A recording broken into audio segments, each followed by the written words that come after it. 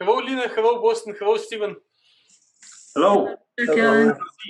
Hello. Haven't seen you for a while, especially Stephen.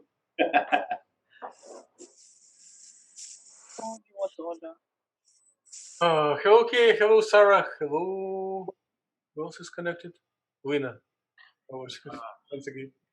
Hello, Professor. Good evening, Dr. Killeen. Hello. Good evening. Nice seeing you. Thank you for joining and thank you for keeping to invest your precious time into the course. So we are meeting today for the lecture. We are meeting tomorrow for the main day for completing the projects. We are meeting on Friday for another academic lecture. And the dead week, we will invest into projects only. So on Tuesday, I will just cover what to place, which material, how to organize written reports. On Wednesday, you will just complete doing movies for your future presentations, assuming that most results will be completed tomorrow. And in a week and a half from now, on Friday, please consider to complete your written reports before the class and submit it as Google Docs or as Word documents to me, maybe a night before the class on Thursday night. On Friday from 9 to 10 p.m. we will do peer review. Basically, I will make like 2 copies of each work electronically, and each of you will play a role of reviewer, reading the work of other classmates and typing how nice or how bad it is. And I'll try my best to hide the identity so that author, after receiving review back, will not know who was writing a review about that work. So just plain open cards, and then on the finals week we'll do 5 minutes presentations, and we'll be done for the course. Okay. Dr. Kellan? Yes. So the presentation for the project will be on also 5 minutes. That's a good thing, by the way. If you want to speak a little bit longer, it is fine, but I plan to invite visitors, like and to give them chance to ask questions. Okay, yeah, that makes sense. I see raised hand from Kea. So when we need to submit the draft copy of our report, which date? Okay. Let me check the calendar. Yes. And I can start sharing screen. We said it will be 7th of May, but before the class would be 6th of May, midnight. So 29 this week. Next week is Tuesday, and yes, 6th of May, midnight. 6 May. Okay. Okay. And please do not worry, and there is an understanding that is not possible to do many things at once. So I understand how hard it is, and I cannot demand too much level level of completion more than certain amount of work. So do not worry. Do not worry.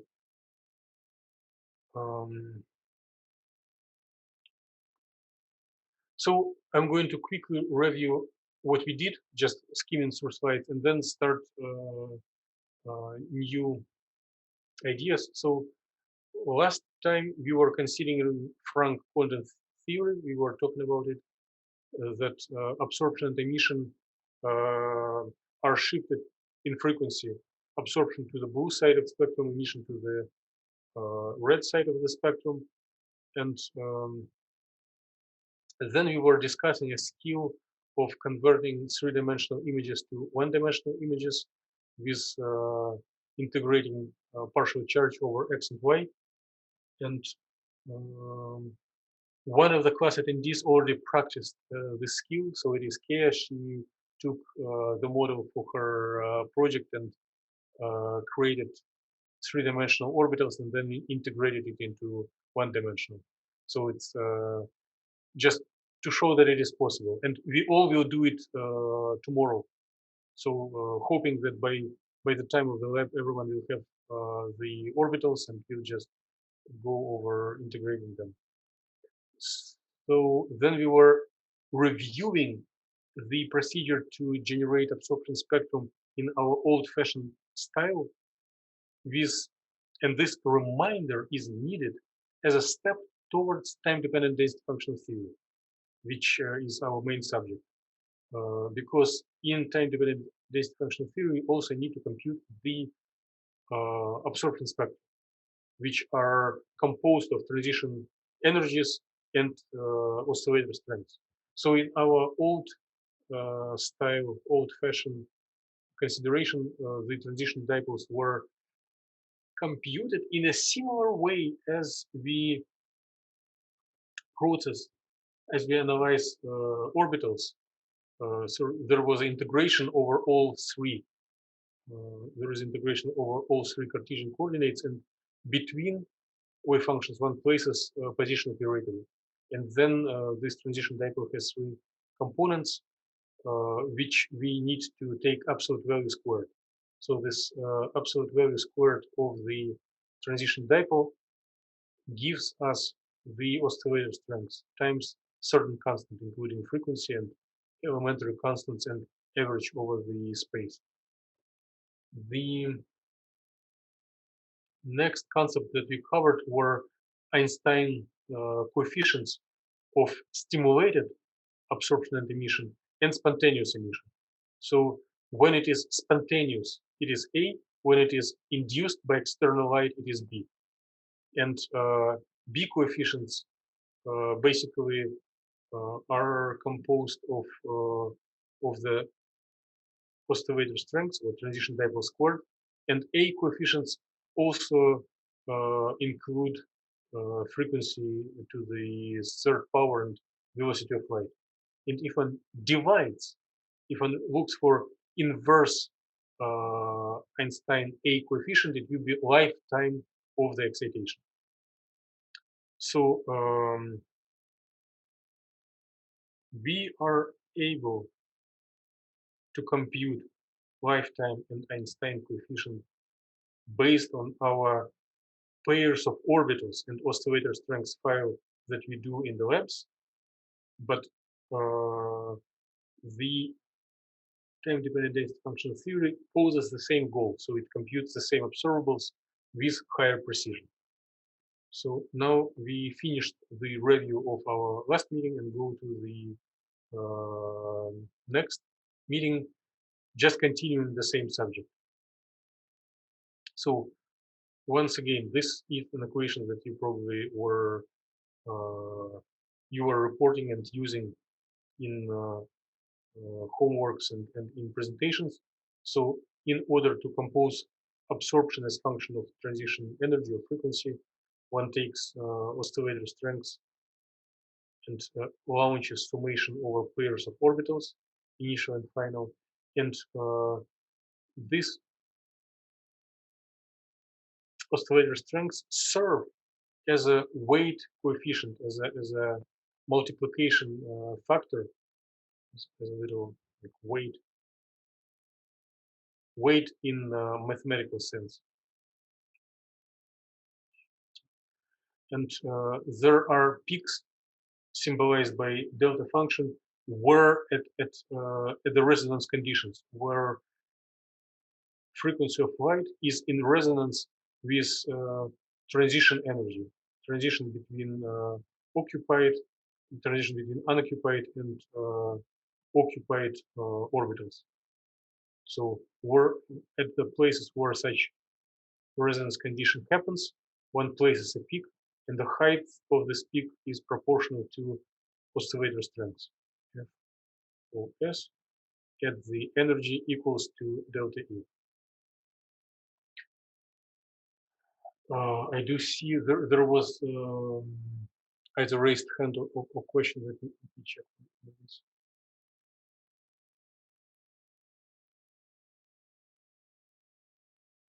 Chat line. Yeah, sure. The brief answer to the chat line is yes. I will cover it to everyone later. Okay. So here is the summary how we are computing absorption spectrum. So the delta function is approximated as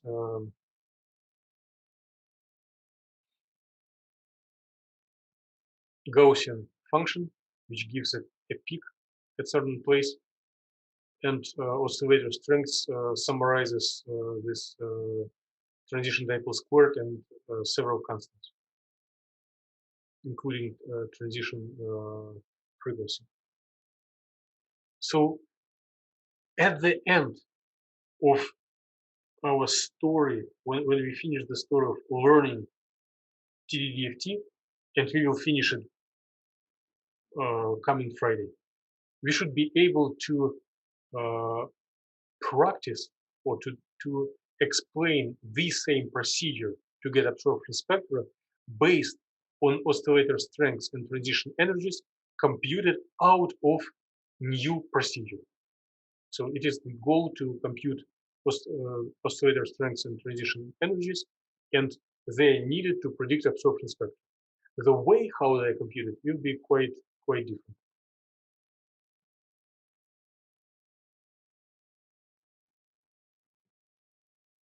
This is what Frank Conan and Stokes shift what we already did. So I think it is just repetition of this stuff that we were discussing together, that potential energy surface for ground state and excited state are different. And if one evaluates this potential energy surface at equilibrium geometry for either ground or excited, one will get different frequencies. So Homo-Luma energy depends on whether we optimize ground state or excited state. It is just thinking about it. Okay. Now we are, there is no chance for me to postpone the actual time-dependent density function theory. Do not stop me. It is a comment from previous year where I was planning to finish lecture number 26 at this point. Do not stop me. So please raise hands if you have heard about perturbation theory. If this, okay, Boston, yes. Anyone else? Care, okay, super. Sarah and Lola, no. Steven, do you have any perturbation theory in your MNT course? Okay, good. So I will still speak about it, but it's I feel a little better that if I fail, I can ask you to help each other. So the standard formulation is as follows. So suppose we know wave function in case we do not have external field, in case the system is left alone. But then we assume that our molecule has been affected by the external electric field. And then we are going to say that upon application of oscillating electric field, wave function will change. But if the electric field is weak, then the perturbed wave function will be equal to original wave function, to the one that was available without field, plus little change. Same as we were doing in variational theory, so a little delta psi.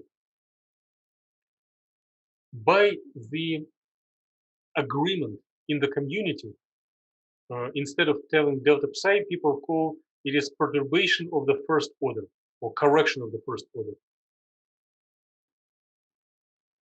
And the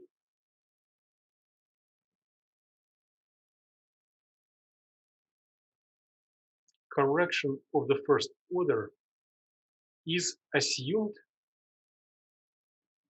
to repeat the time dependence of the incident field. So if the incident field is oscillating with frequency omega, then the correction, so this psi1 is correction to wave function. Correction.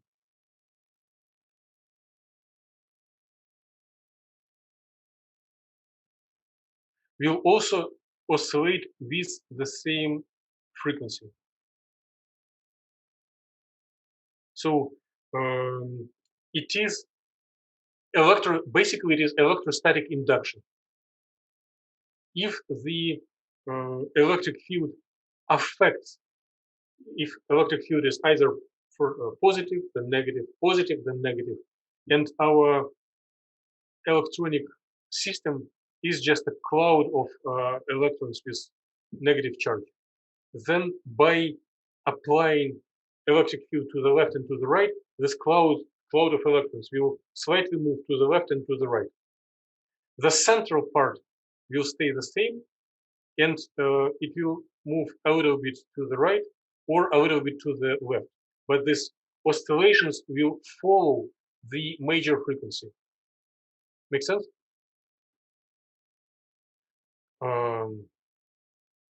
So the question is to find this expansion coefficient. And here are typically atomic functions, which, because electrons are centered on atoms. And these coefficients will be different at each frequency. So depending on this frequency, the values of this A1 sub m coefficients will be different, and one needs to find them. Okay. Now, I don't know if we needed to discuss it more, but probably I will skip discussion towards more practical things. So here is formulation of time-dependent density function theory with the notations that we are going to use in the future, and with the understanding that traditionally perturbation theory is applied to wave function, even time-dependent perturbation theory. Now we are going to apply it to density. So same as in perturbation theory, we have unperturbed major part of the solution. No, not. It is unperturbed.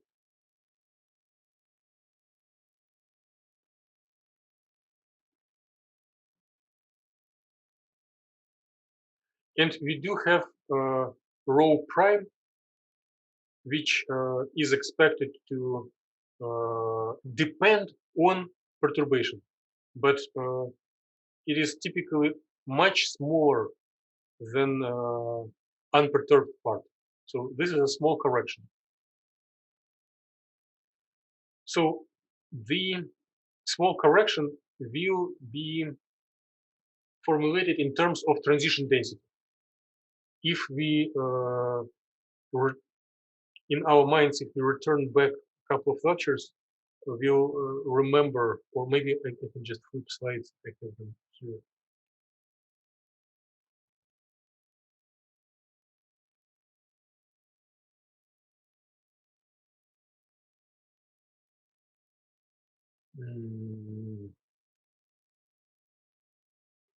No, it was too long time ago. But the equation that I'm going to bring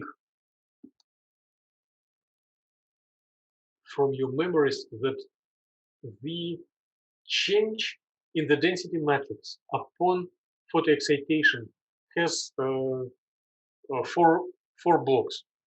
The block corresponding to occupied orbitals, the block corresponding to unoccupied orbitals, and the block corresponding to transition densities.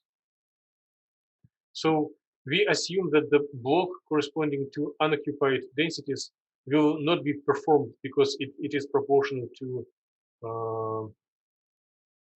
dipole times electric field squared, and we assume that electric field is small.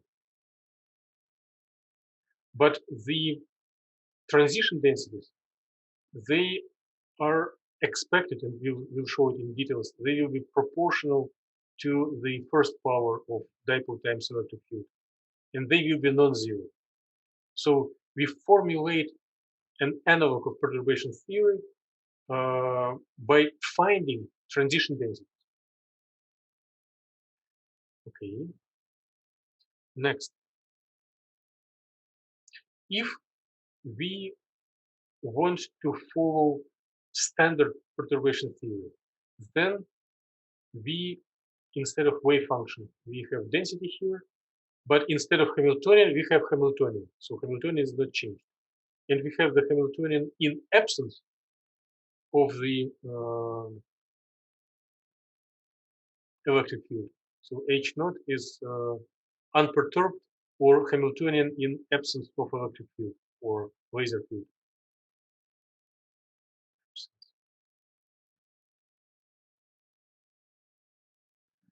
And H prime is additional contribution to Hamiltonian due to laser field or sunlight field, due to laser field.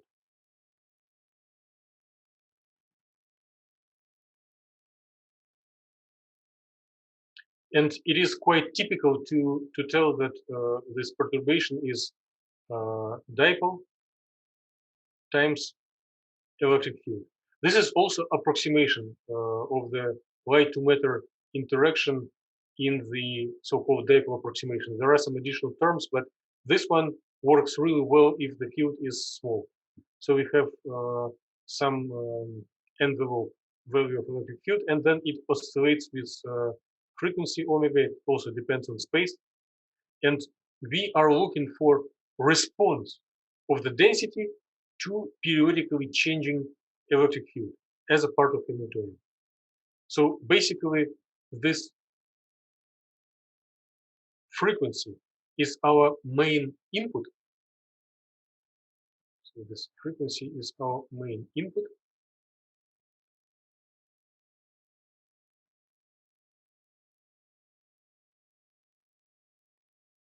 And this rho prime, which will depend on frequency, is the main output.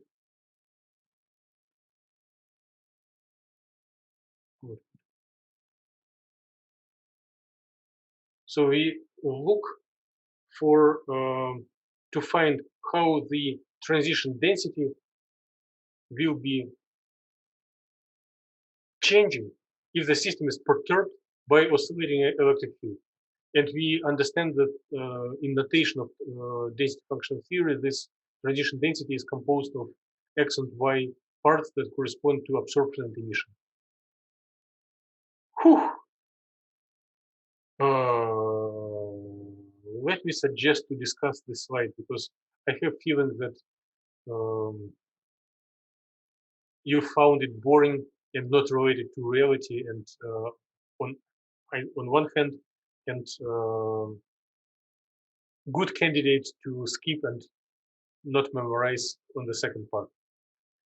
So, Lola, would you please share your impression of this slide? Like, or what is the goal of time-dependent density function theory?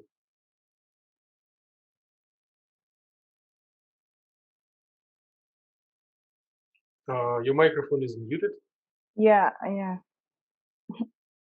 Honestly, I didn't understand this slide. That's fine. I'm not understanding it well as well. But please try to formulate questions like what is most not understandable, or what you understand at least partially. Like, give me some suggestions where I should improve my story. So I think I understand the first line, the total density, the unperturbed one. I understand the first one, but so I could not really connect how we're connecting Hamiltonian into this concept right now. I don't know. Okay. Yeah.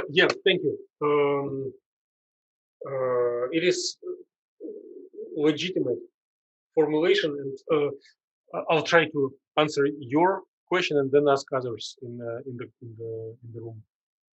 So, when we were studying Hartree-Fock theory, we were formulating Hamiltonian that includes electron-electron interaction, electron-ion interaction, kinetic energy, right? Yes. And all terms in the Hamiltonian were time independent. The molecule was interacting only to itself. So molecule was interacting with its own electrons and its own ions. Yeah.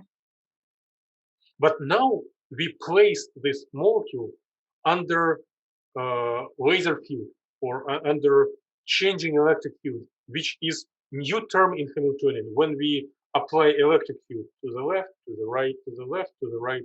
So we shake the molecule. Okay. And we want to add this shaking to the Hamiltonian. Like H naught is our standard Hamiltonian that we use, let's say, in Hartree-Fock theory, or the functional that we used in DFT. And H prime is a term that we didn't have before. It is shaking of the energy of shaking. Okay. So we shake it with frequency omega. So we shake it to the left, to the right, to the left, to the right, with certain frequency.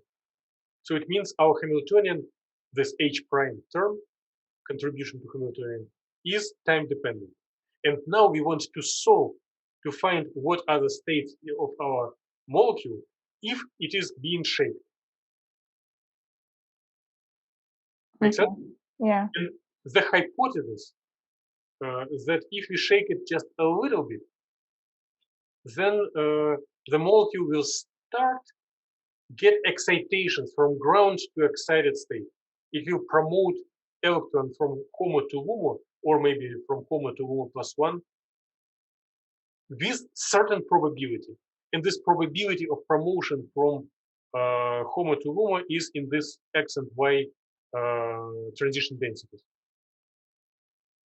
So we need to find how vividly electron is being promoted from HOMO to LUMO as function of the shaking frequency. Make sense? Yeah, makes sense. Okay, yeah, thank you. Sarah, would you summarize your vision of this slide, or ask questions if it is hard to summarize? Yes, I think this Tddft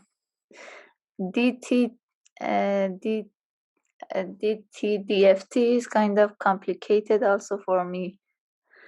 So it's complicated for me as well. But let's just go line by line if there are some challenges, or you can summarize just how do you see the main goal of Tddft, just by your own words.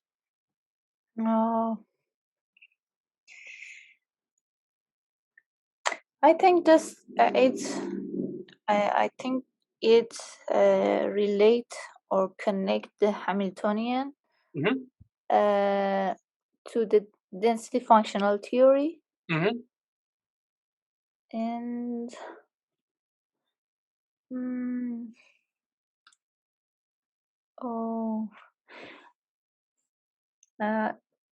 just this.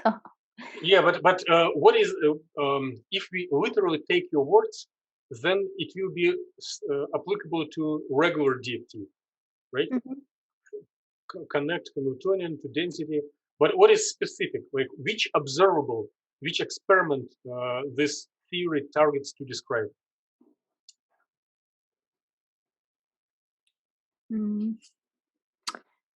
Maybe density or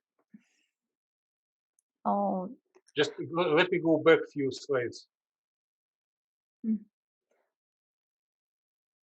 Which experiment Tddft tries to describe? absorption. Yes. So light absorption, and light is oscillating electric field, right? Yeah. So we bring in this electric field into Hamiltonian and see how the density will change in response to oscillating electric field. Make sense? Right. Yeah. Okay. Yep. Good. Thank you. Kea, would you please summarize your vision of DFT by this hour? It may change in a couple of days, but how do you understand? Okay, it's difficult to explain. The thing is that time dependent DFT, density function theory. Actually, you just said a few minutes ago that it's used to calculate, mainly used to calculate absorption. So what I read before that, it's not only used for the absorption. I think it's also used for absorption is one kind of excitation energy. So we used like to extract some feature from the molecule. So we use this one, like excitation energy, photo absorption spectrum, and frequency. So I read one paper suggested by users, and they showed frequency in a y-axis, and in the x-axis it's energy. It's not energy, it's minus ev.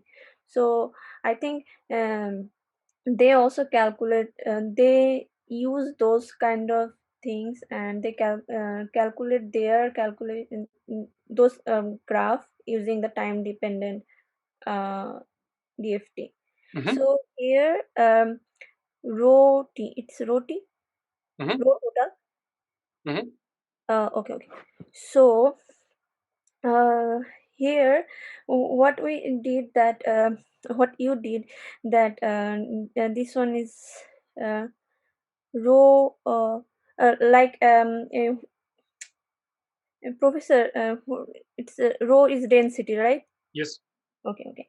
So what we want to do that we want to calculate density in the ground state, and we before time dependent DFT, we didn't add anything. Yeah. Here we add something to excite our model. We want to see something from the model. There is so many lackings inside. I don't have enough knowledge on that. So if you add something, or like if you excited your system, then it will not affect your ground state, but you want to see how the small amount of the density, how affect the molecule, you want to see that one using this time dependent density function. And and after that you wrote h equal to h naught and h prime. Actually you want to relate the first line with Hamiltonian equation. That's why you wrote the second line. Second line and the first line is more or less same. The h naught means h, the 0, it's uppercase 0.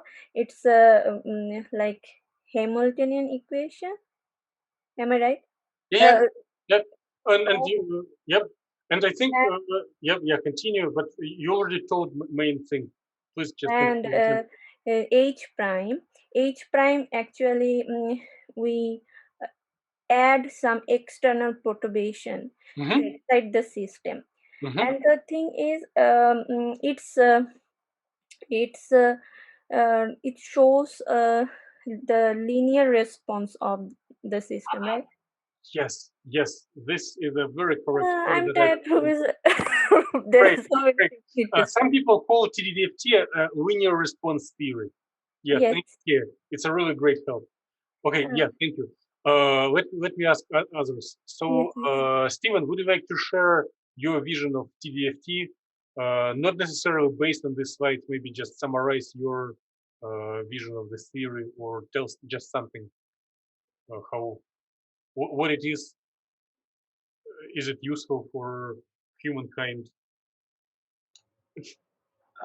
Yes, Tddft is very useful in applications since by determining the excited state of a molecule in comparison to its ground state allows for the calculation of a wide number of variables that are of interest, such as absorbance and admittance spectra, which is primarily what I am doing for research. And that is what immediately comes to mind. Yep. So yeah, it's enough. I'm just let me play open cards. I really do not like when people turn off the cameras, and I try to launch discussion so that at least when speaking, class attendees put the cameras on. And it is a feedback to me if we are on the same page, if I need to modify the story. But yeah, thank you, Stephen. And not only for information you communicated, also thank you for confident voice that communicates to others that it is really important theory. Thank you. Lina, would you like to summarize your vision of Tddft? Yeah, sure. So to summarize, so now we are talking about time dependent DFT, and to show the time dependence, we need to study or we apply the perturbation theory on the. Lina, time independent or time dependent perturbation theory? Here we have time dependent, right? Yeah. And I can see the time in the perturbed part of the Hamiltonian with electric field. And we applied perturbation theory to express the excitation or the excitation by the laser, the incident laser on the system. So it shows we have additional part of the Hamiltonian due to this effect, and also we can apply the same idea on the density. So we have also additional part to the original one. So in this case, we can solve the problem with these perturbed parts to get an idea about the excitation or the spectra absorption spectra and the transition from the ground to excited states. Excellent, excellent. Thank you, Lina. Boston, would you like to cover anything not covered by previous speakers and just share your vision of Tddft? I think pretty much everyone else has covered what I would say, that anything time dependent, whether DFT or just quantum mechanics, is when the Hamiltonian is dependent on some sort of time changing potential, such as a magnetic field, electric field, things like that. And the time dependent DFT, it's all about doing perturbation theory. So making a small change to the ground system with some of these with this time dependent change, in this case an electric field. But yeah, I think everyone else pretty much covered. So if you practice perturbation theory as you were taking it in the courses, and if the frequency of perturbation will be slightly offset with frequency of the Coulomb gap, what would happen? How the solution will look like? That's a good question. I'm not sure on that one. How many problems in time-dependent perturbation theory did you solve in other classes? Did you watch the lectures, or you did some homework with derivations? I don't recall doing very many. Okay, so I did once we solved the problem with perturbation theory. Okay. It was I had in my first master. I was working on theoretical nuclear physics, and I studied the interaction between neutron and proton in the neutron nucleus, and we applied.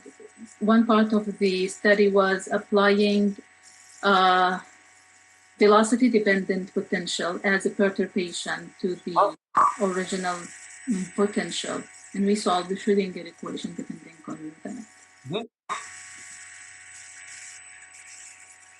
So the potential was kind of different, has a Saxon-Wood shape, as I remember, or Gaussian shape, as I remember. So.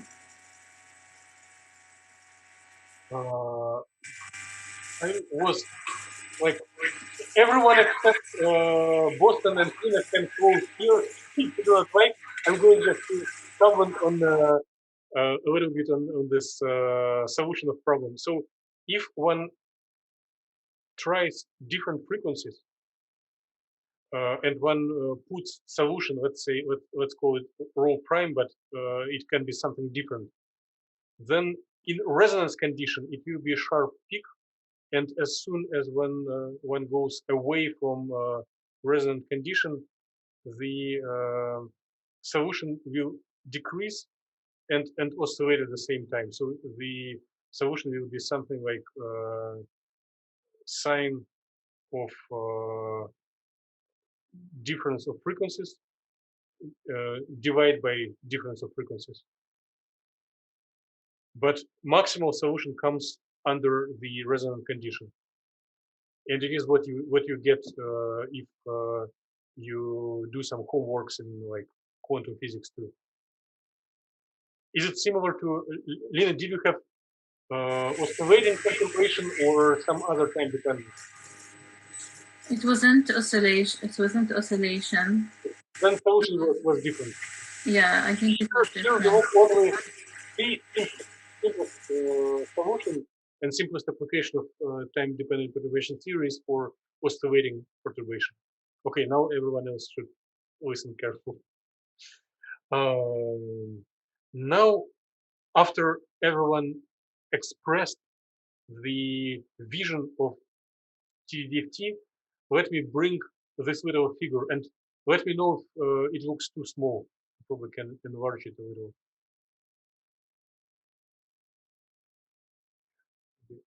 This way. So let me. I think we have time to discuss, and I suggest we discuss this figure as well, and then I'll continue rushing like crazy through the rest of the slides. So.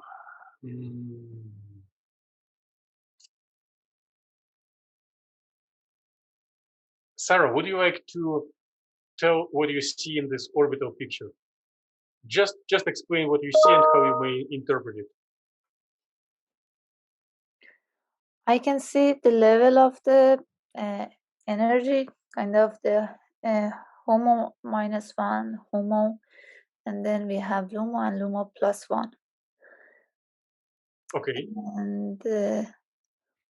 And maybe it shows the direction in which that the electron is going to maybe located. It says, for example, from HOMO it goes to LUMO, or from HOMO it will excited to LUMO +1. Yeah, or HOMO -1 to LUMO, or HOMO -1 to LUMO +1. Okay. So which energy is the smallest? Which arrow is the shortest? This arrow from HOMO to LUMO. Which is the second shortest? HOMO to LUMO +1. Okay, let's put it here. Like, HOMO to LUMO +1. Yes. Okay, which is the next one? HOMO -1 to LUMO. HOMO -1 to LUMO. Okay. And the last one is HOMO -1 to LUMO +1. Okay. HOMO -1 to LUMO +1. Yes. Yep, thank you. Now the question to Lola. What did I plot here?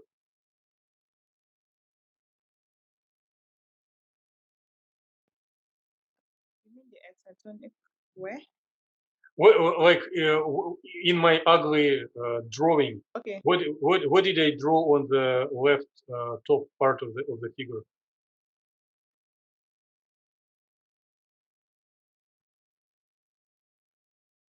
Can we call it absorption spectrum?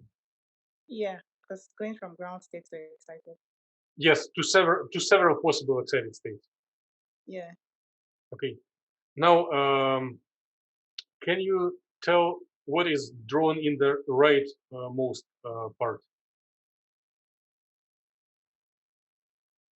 Like the one that I'm. So they are going from equal levels of ground state to different excited energy.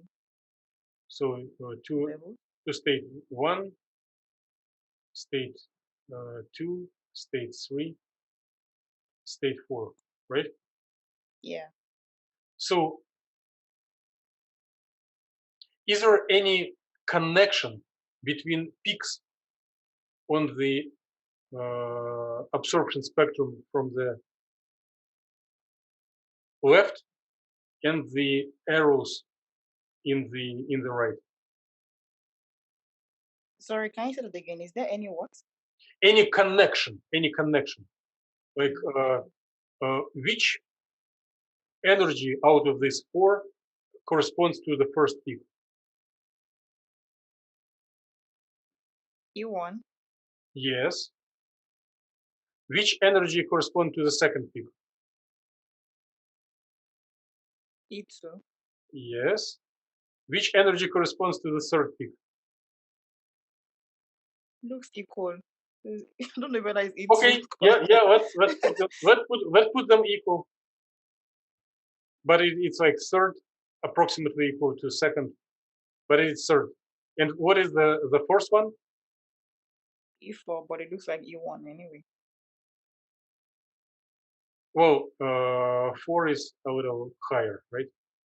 Yeah. Okay. So how many horizontal lines we have in the orbital picture? Horizontal. Yeah. At the ground. Like we have HOMO -1. Yeah, we have HOMO, LUMO, and LUMO +1. How many lines? 4 in total. 4 in total. How many lines we have on the left? 5. Yes. Okay. Yep. Thank you. Thank you all. You basically did the whole main part of today's lecture. Now let me ask someone else.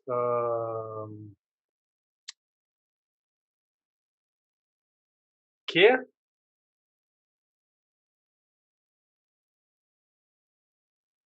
Professor. Yes. Can you please tell the similarities and differences? Like why in the orbital picture we have 4 lines and in the excitonic picture we have 5 lines? Why there are 4 lines here and 5 horizontal lines there?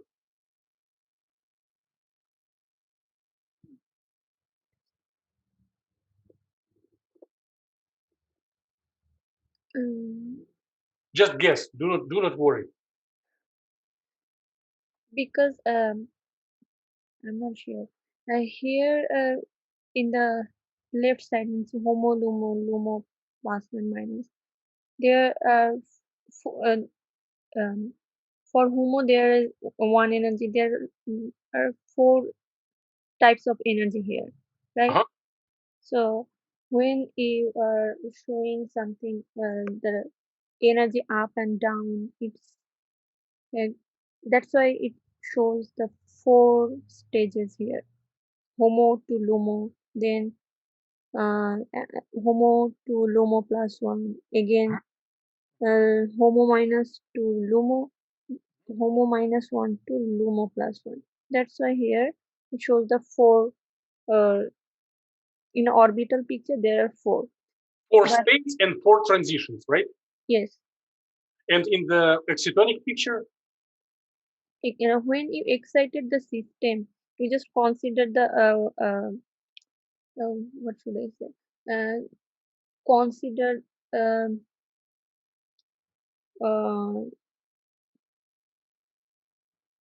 no, I'm confused. Professor. It's That's like, okay. Yeah, thank you for telling about orbital picture. Now maybe let's go to next member of the class. Stephen, would you like to tell more about excitonic picture, especially why there are 5 horizontal lines?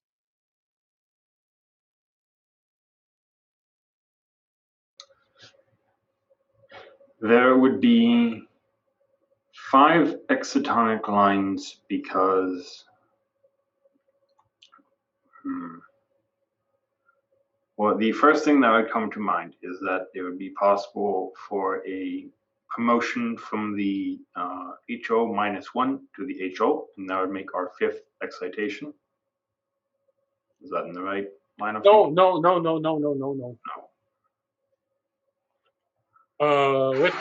Let me help you, and then I'll express to everyone.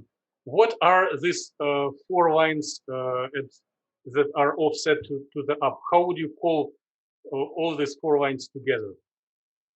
Some linguistics, some common name for them. Transition orbitals. Or which state? Like here is the ground state, and here Lina wants to say something. Yes, after Stephen, I want to answer. Answer or ask question? No, answer. Please do. Okay, Stephen's normal. Go ahead. Okay. No, after you, because he's still explaining the things, but I felt like I can comment about what you asked about these.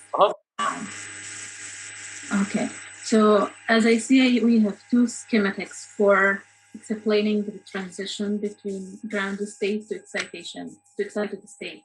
Yes, it is what I was asking, Steven. So those four are excited states. Yeah. So in the orbital, it shows the transition between the two orbitals. Which orbital the electron goes from to where?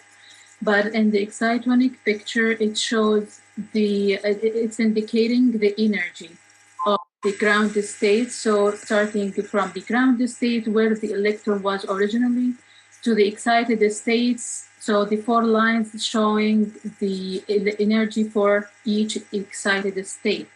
So we have four, it's ordered from the lowest one, E1, from the ground state, which was the HOMO here.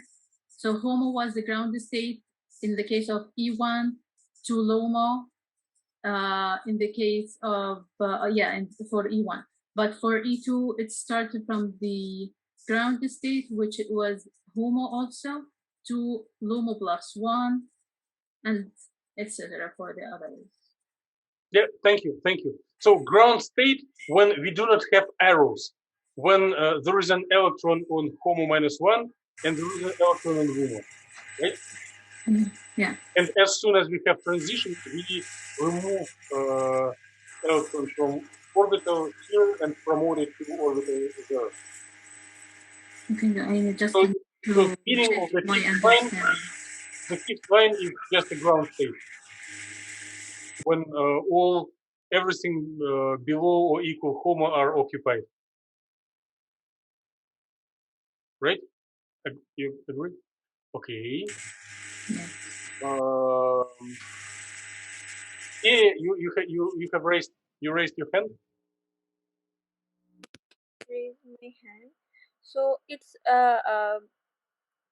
first you showed the absorption theory for the absorption spectrum, right?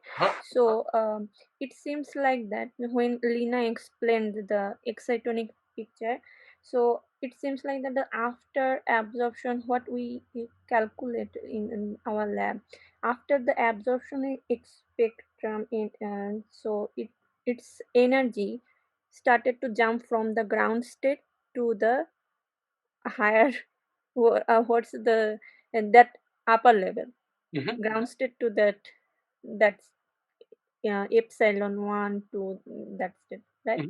Yep. Okay. Yeah, thank you for the comment. And Boston didn't express his opinion yet on this slide. Would you please try? Just summarize what is clear or what is not clear and how to live with these two excitonic picture and orbital picture in the head at the same time.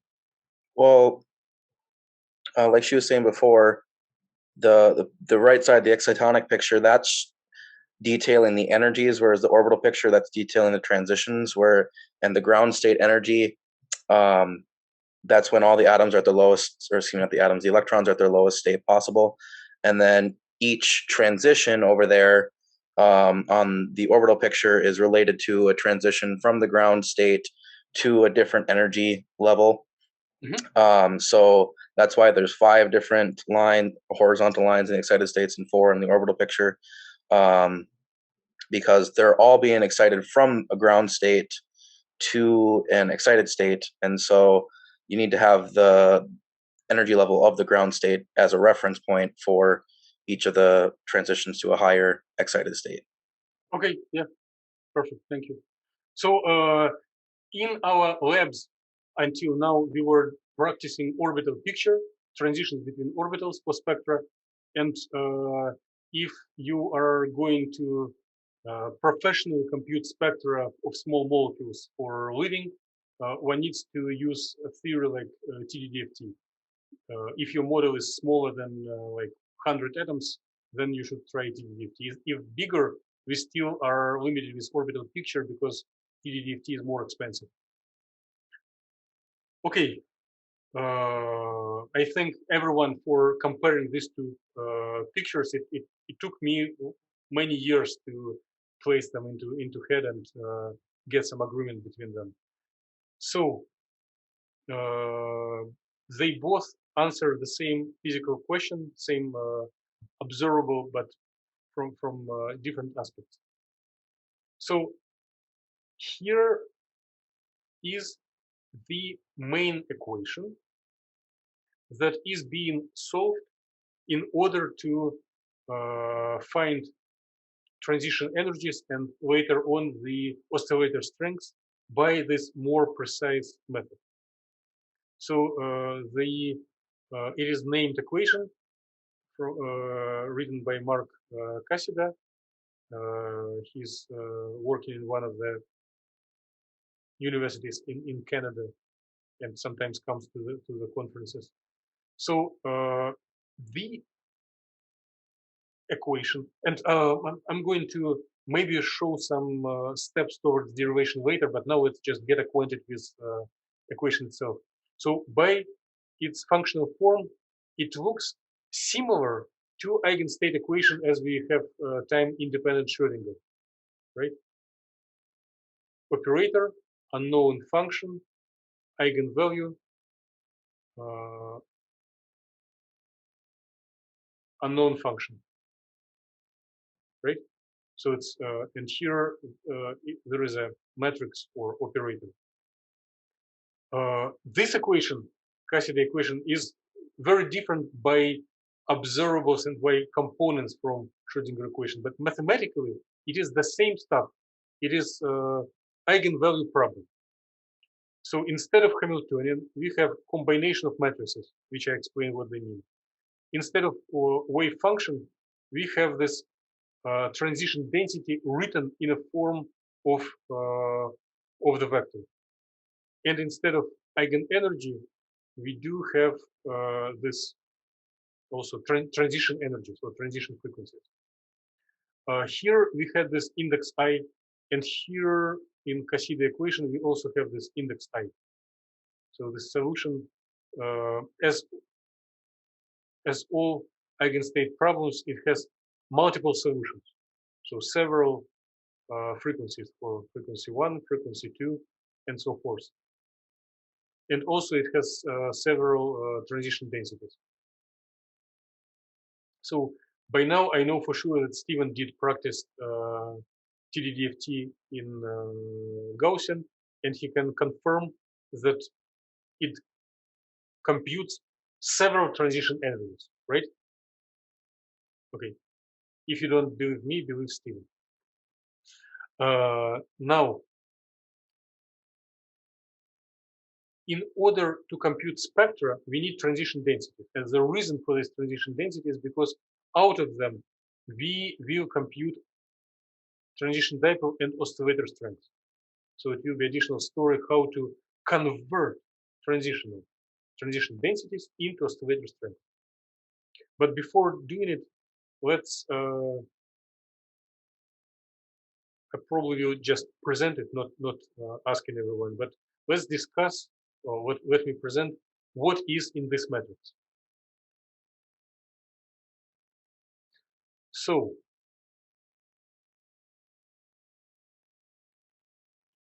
this matrix allows to find density. I'll go to the previous slide for a second. In regular Schrödinger equation, we find wave function, and therefore we have Hamiltonian, which has dimension of energy. The density has dimension of orbital squared. Therefore, if you want to match the dimensions, the dimension of this matrix should also relate something to the second order, secondary to the energy. So we do have here the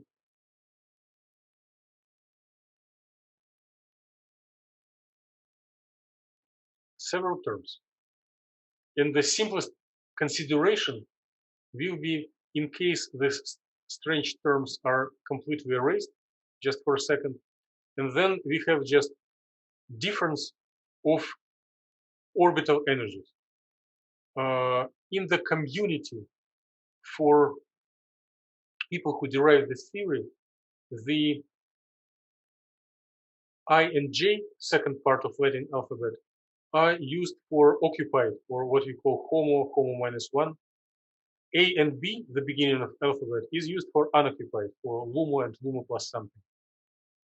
So if you have here energy sub A minus energy sub I, it is something like energy of homo or energy of lumo minus energy of homo.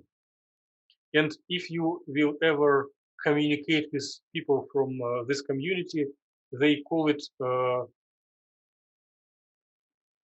occupied and virtual, same as in Gaussian.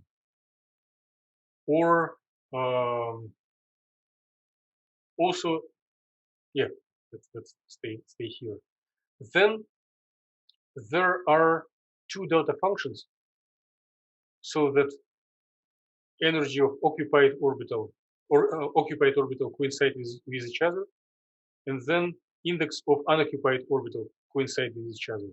And this A as a matrix, instead of being object with two indices, we have four indices, because we deal with density, which already has two indices. I'm going to this slide. So this capital I here is the index of solution. But in addition, this X and Y, those are elements of density matrix of between occupied and unoccupied orbitals. So it has two indices. And in order to generate solution of this two index object, we need some super matrix that has four indices. This correlates with Schrödinger equation, where in order to generate orbital with one index, we play with matrix which has two indices. Indices. So the elements in the Cassidy equation, this matrices A and B, they have four indices that scan over two occupied, two unoccupied orbitals. In the simplest case, this A element will be just energy difference between occupied and unoccupied. This was, I wouldn't say it was mathematically proved, but it was shown by you guys here in the class when you were establishing connection between orbital and excitonic picture. So approximately the solution of Tddft in the lowest order corresponds to energy difference between orbitals, occupied and unoccupied. And this fact is immediately stored in the way how it is defined, how these indices are defined. So if one solves Cassidy equation where all terms except the first one are absent, one will obtain just differences of the orbitals. But in addition, now I'm going to erase this little line. In addition, one does have the Coulombic terms. And this notation of the bracket, index, index, vertical line, index, index, bracket, it corresponds to Coulombic interaction between involving four orbitals. So it corresponds to this Coulomb kernel, 1 over energy difference, and then one places orbitals with different indices at the top. So just by definition that comes from perturbation theory, and I'm skipping like 20 pages of derivation, the matrix for Tddft equation includes different forms of Coulombic interaction between occupied and unoccupied orbitals. it includes, so if we remove an electron from, let's say, HOMO and promote it to the LUMO, then at the HOMO we have a positively charged hole, and the LUMO we have negatively charged electron.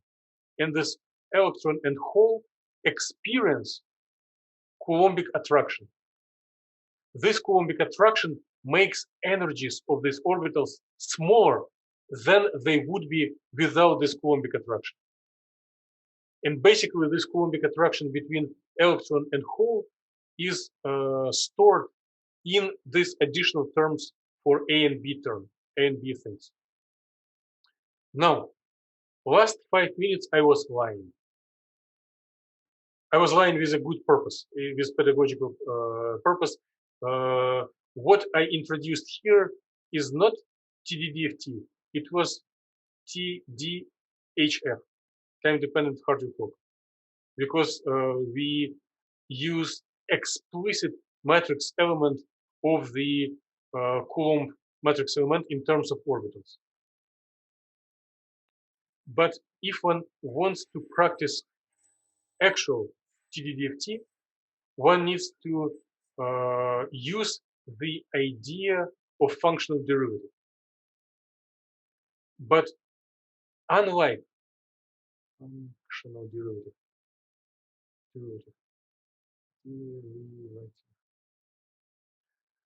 unlike regular DFT, where we had a first order functional derivative, here we do have second order functional derivative, and it is evaluated at different points. So density at space point R and density at space point R prime. So the coefficients A and B in the density functional theory, let me write here, are second derivative,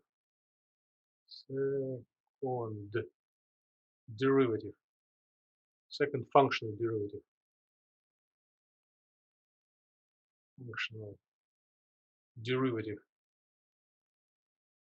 of total energy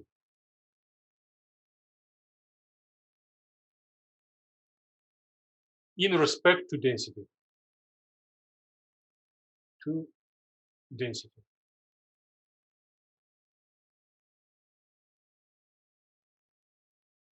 So if one constructs a matrix of such second derivatives and finds eigenvalues of this matrix, then as a result, one will get solution of eigenvalue problems with transition energies, and transition densities that will tell about excited state. So in regular DFT, we have first functional derivative and we get just eigenstate, ground density, total energy. If we practice second derivative, we are getting excited state. Whew.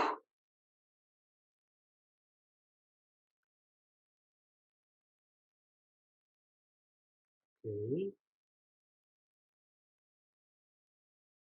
Now,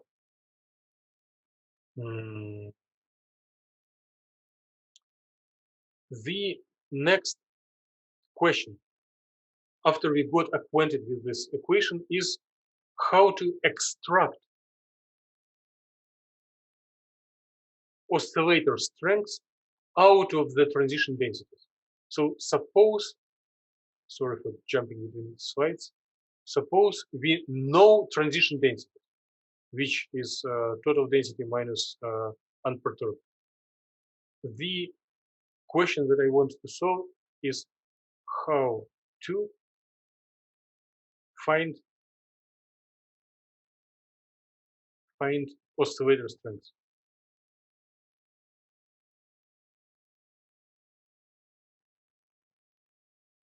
So yeah, I'm about to finish because I'm over time, but this little thing needs to be covered. So in one of the previous meetings, I was trying to throw in some seed of ideas that maybe we all have already forgotten, but the expectation value of an observable can be obtained by two ways. First, one can take wave function, operator of observable, wave function again, and integrate, right? Please say yes if you agree. Okay. And second option is to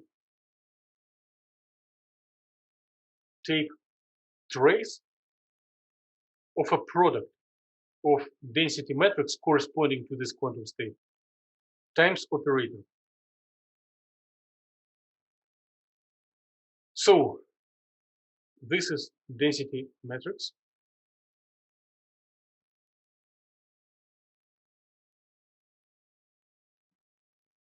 And this is operator of our observable that we need.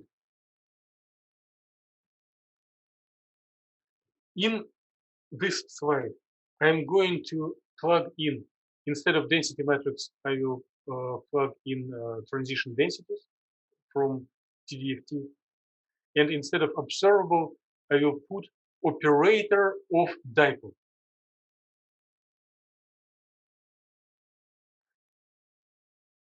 Because we need expectation values of transition dipole to find oscillator strength. So here is the practice of this rule. Expectation value is trace operator times density, and under trace command one can cyclically rotate matrices. So since it is transition dipole, and I will consider only a small segment of the density matrix. So I will consider this segment. The HOMO, LUMO, and transition densities will be just elements HOMO to LUMO, LUMO to HOMO. This will be correct if we have a molecule with one, or atom with one electron, one occupied and one unoccupied orbital. So it's not very realistic, but any other problems will be too hard for this pen and paper examples. So transition dipole operator will have non-zero values equal to this matrix elements of transition dipole on the off-diagonal elements, and it will have nothing on the main diagonal. And here is the density matrix: occupied to occupied, unoccupied to unoccupied, and transition density elements. So, Kea, would you please help me to multiply these two matrices by each other? Which rule do we use to multiply two matrices? Yeah.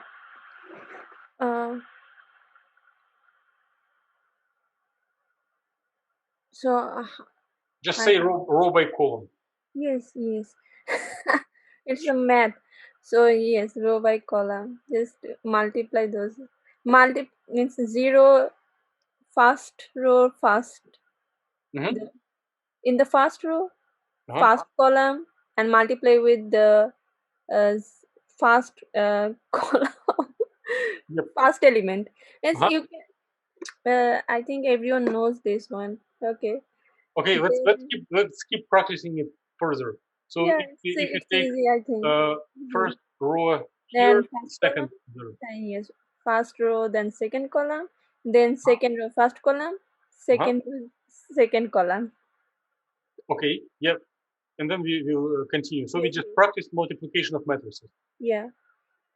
And now we need to take trace, which means add together values of diagonal elements. Yes. So what do we get as a result? Just read and interpret what we've got. Okay. Here D means it shows the diagonal term.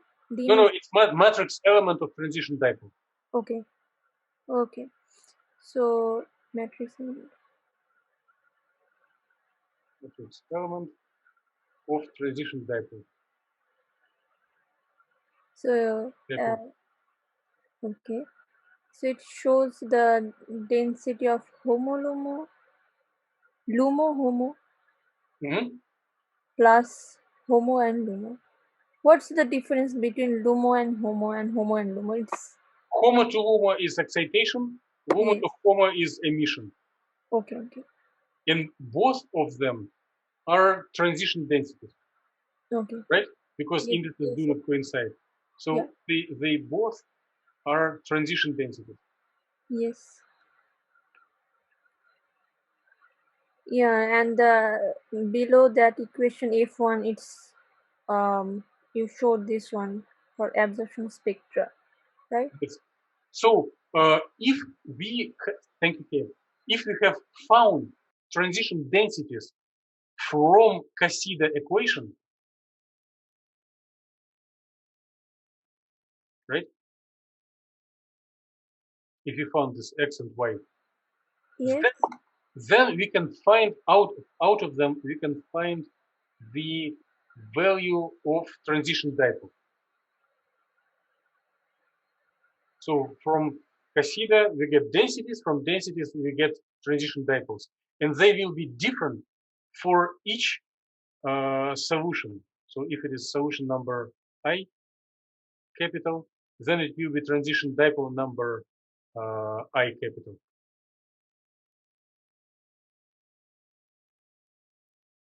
So from densities, we have this transition density, we have transition dipole obtained through this procedure.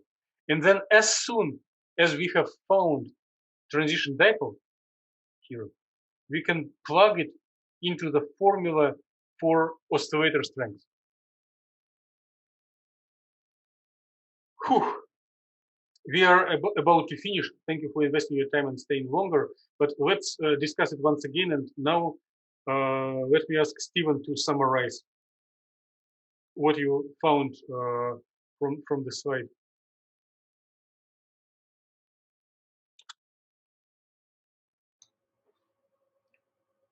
So just summarize what's on the slide.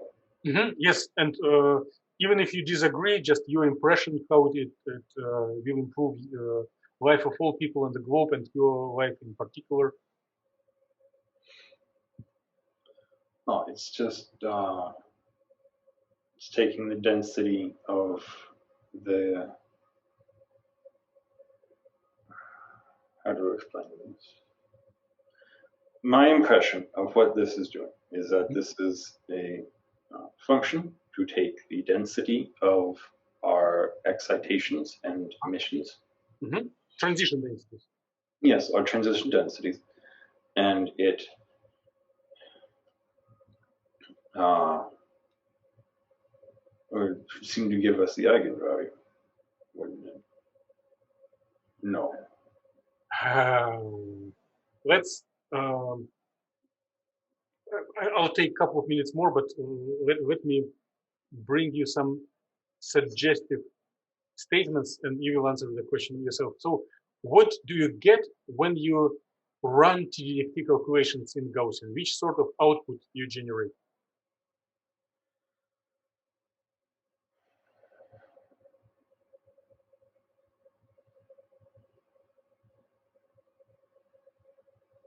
You get transition energies, yes. Right? And you also get oscillator strength. Yes.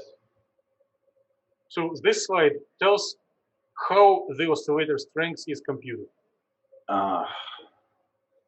Make sense? Yes. Okay. Yeah, I think I see your agreement is precious, and I see in your eyes that you understand everything. Let me ask Boston. Would you please summarize this slide and just tell significance, like why it is needed? I'm not exactly sure. I know the you're trying to get the transition dipoles. What's going on in between? I'm not sure I'm following. So just try your best.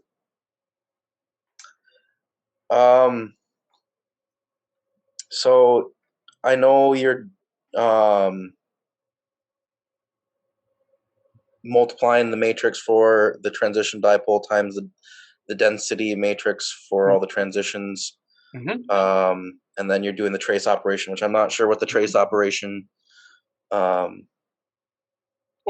is actually doing. Oh, let me define it right away so that we do not have problems with it. So trace of matrix A, B, C, D is equals to A plus D. So summation of all diagonal elements. Okay. So that's easy enough. And then from that, you can determine the oscillator strength. But again, I'm not sure I'm following 100% here. No, you told everything. So why do we need oscillator strengths? There is no trap. It's a trivial question. It shows the strength of absorption or at a certain wavelength. Exactly. So we are returning to our initial slide. So we need oscillator strengths for how high the peak is, right? And we need transition energy to show where it appears. And when we were, where is our, yeah. So we need to compute oscillator, the transition energies to find where the peak is and oscillator strengths to show how tall it is. So it is two sorts of data that one needs to compute if one wants to practice theoretical spectroscopy. And before we were computing oscillators transition energy as difference between orbitals. Now in Tddft we compute them through Cassida equation. Before we were computing oscillator strengths as matrix element between Kohn-Sham orbitals. Now we compute it as trace in terms of transition density. So each part of the procedure in independent orbital approximation has its counterpart in the density functional theory. Okay, even if we, what is here? Yeah, I think it is more than enough for today. Thank you for your patience and investing your time. I'll stay here. Yeah, here is the declaration of the end of the lecture. I'll stay here and answer most of the question. I do not want to promise too much and say any questions, but I'll try my best to answer anything you ask. And everyone is welcome to disconnect or stay here and ask questions. Professor, I need to leave. Yes, that's okay. That's okay. Thanks, Dr. Kellen. Have a good night. Yeah, have a good night, everybody. Everyone. Bye. Nice. Dr. Killian, please, I have a question. Yes, please. The last slide, please. Yes. The one where you multiplied. Professor, I'm leaving. Yes, Bye. yes, Kia, it's fine. Yeah. Okay. Bye, everyone. Yeah, this one. So when you multiply dipole moment by these transition densities, what is it equal to? What's the output?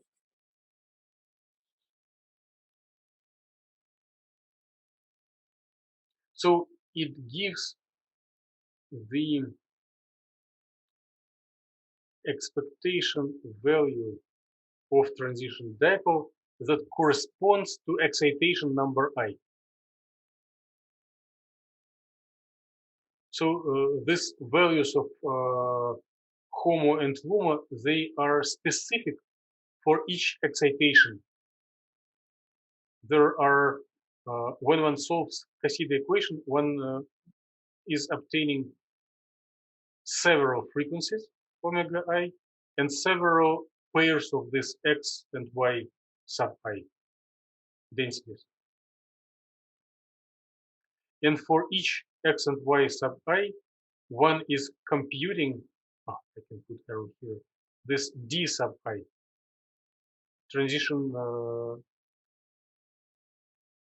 matrix element of transition dipole. Dipole matrix. Let me write it or type it.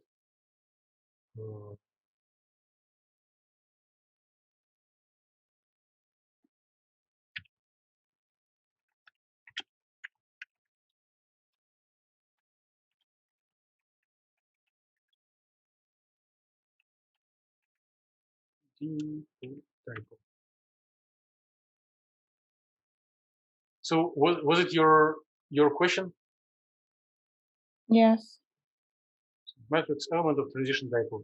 And this matrix element of transition dipole is needed because it is a natural part of the formula for oscillator strength.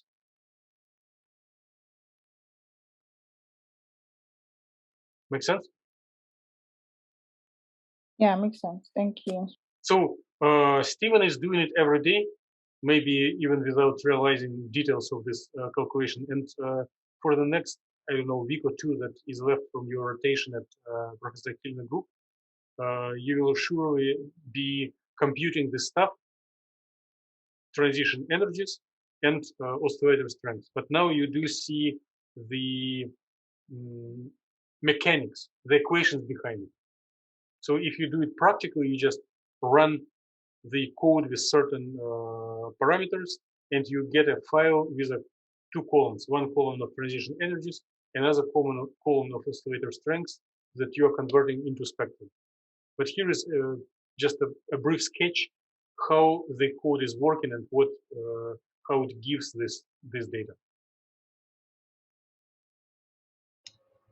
I will add this is much easier to understand than trying to learn it from the code. Thank you. Okay, thank you. Good night.